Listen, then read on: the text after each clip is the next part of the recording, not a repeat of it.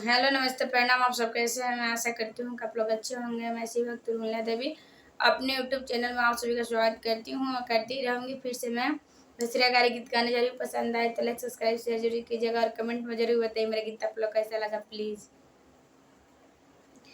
बोलाना बोलाना बोलाना बसरे बोलाना अपने बहनी के देवा की डलवाया चार विचार तोहर का कहता। अपने बहनी के देवा की डलवाया चार विचार तोहर का कहता।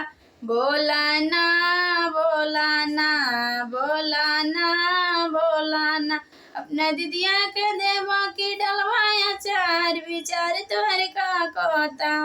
हमारो के दिली गमारो के दिली हिंदू छड़ मुसलमानों के दिली हमरे भैया के देवे में परली बीमार विचार तोहर का कहता।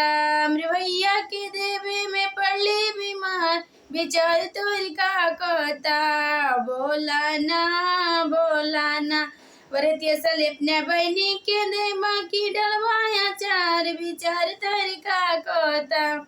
हमारो के दिली गंवारो के दिली हिंदू छड़ मुसलमानों के दिली हमरे जीजा के देवे में पड़ली बीमार विचार तोहर का कहता। हमरे जीजा के देवे में पड़ली बीमार विचार तोहर का कहता।